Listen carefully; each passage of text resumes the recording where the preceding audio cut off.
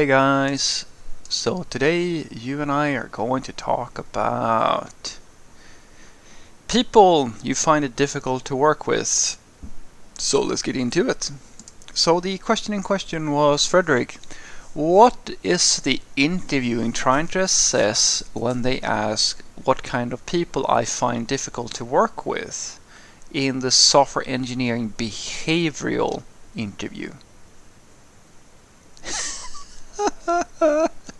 The behavioral interview.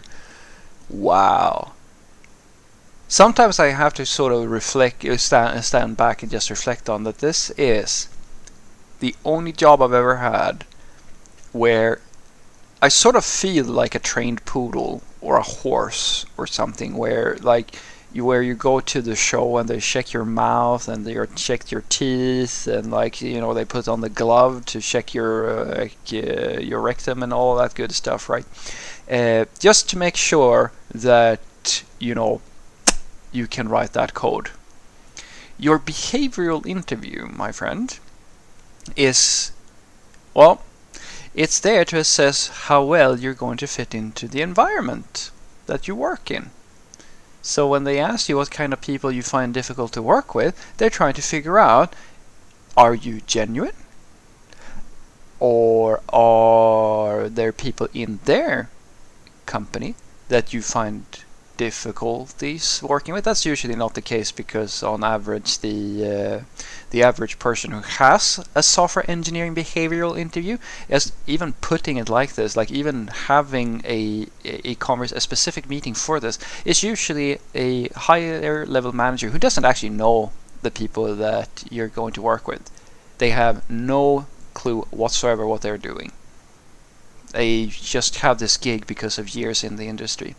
And so the whole interview, this whole interview becomes the last thing, which is the only thing that really matters to them at the end of the day, which is, do you show signs of incompatibility from their perspective? And basically, do they don't like you? Do you not have the right taste in people? Just as any silly little person who doesn't understand the difference between making things work and what their own preferences are. And so the way you fix this is very easy. You say that you find it difficult to work with people that nobody finds it easy to work with. Ta-da!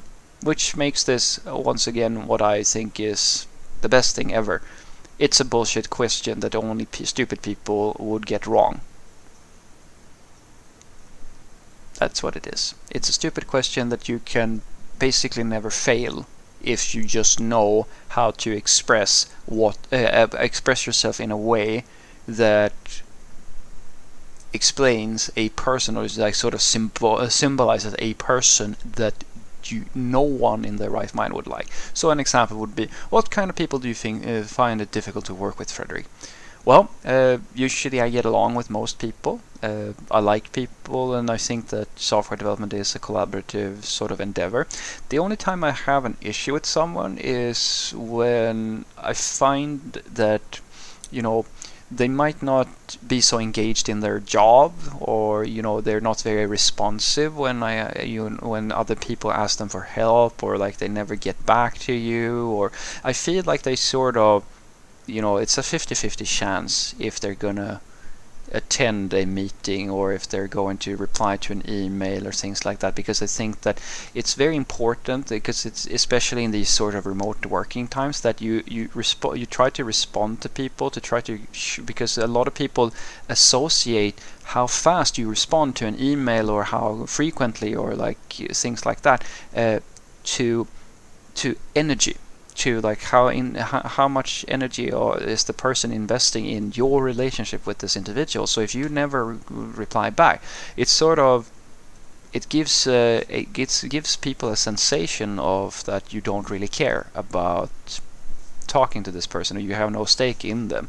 And I think that is something that festers over time, and that's why it's so important for people to understand that it's sort of like professional courtesy to make sure that you are engaged and you pay attention in meetings and things like that, and that you try to be there for your coworkers.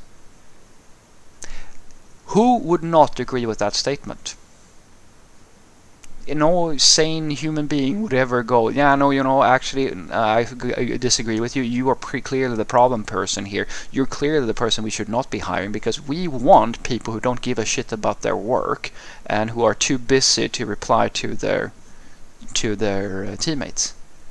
And that's why I tell people these sorts of fluff questions, guys, these are the questions of incompetent people. Because no one in their right mind would get this wrong. And so it's a warm-up question. It's just fluff. It's something to either just, if the intention is to get you talking and getting you relaxed, that's one way of looking at it. But fundamentally, you could use the same answer that I gave you now for every single conversation you have for the rest of your career. And probably people beyond, to when the human race no longer just writes code with their fingers. They interface directly with thought processes, and that statement will still be a valid answer to a question that is, it's an idiotic question for the ages. So what I want you to take away from this is that usually when you're dealing with people who have behavioral interviews with you, you're dealing with people who are incompetent. And it's just another one of those corporate bullshit things that sound good on paper for people so high up that the only thing that matters to them is their gut feeling of a person, which incidentally a lot of people don't understand. This is how you have incompetent politicians, it's how you have incompetent middle management, etc., etc., because at some point you reach a level where people don't actually know how to do the things that the company is doing. They know nothing about the actual work. All they're doing is social interaction, and these sorts of people have a affinity for sort of what type of person do we want to deal with, and they want to always capture the social aspect somehow, because that's all they know usually. And that makes a lot of sense. You want to capture the personality. It's just that they don't really have that's where the incompetence comes. They don't understand that the gut feeling they have about a person that they only get from talking to other people, well, that's not really going to be possible to relay to another human being and say, hey, create a set question so we check if they have a good personality or not. But I'm too busy over here, and the team who's actually going to work with this motherfucker is not going to be there. So it's a completely pointless question to ask, which is being asked by someone who is a recruiter or middle management or something like that, who doesn't actually have a vested interest. Because a person who's going to work with that person is not going to ask, what kind of people do you find it difficult to work with? They're going to have an organic conversation. Sure, this talking point could be a start-off point into deeper conversations, as I said, so there could be a value in asking it, but the question in of itself is almost impossible to make into something meaningful and useful, apart from small talk. And that's why I tell people, these sorts of questions, guys, you can use the same answer for all of them, and it all comes down to one thing and one thing only. Communicate that you have a difficulty dealing with a situation that every single human being is going to have difficulties working with, and then it becomes just white noise, and then you move on to the next question. And you should be very careful, guys. If every single question you get is this sort of fluff and you never really get into a real conversation with anybody, odds are that this is a cookie cutter IT company where the vast majority of people on the inside don't actually know how to succeed within the IT industry. And you're basically, hopefully you're going to pick up on that and make sure that you get paid well.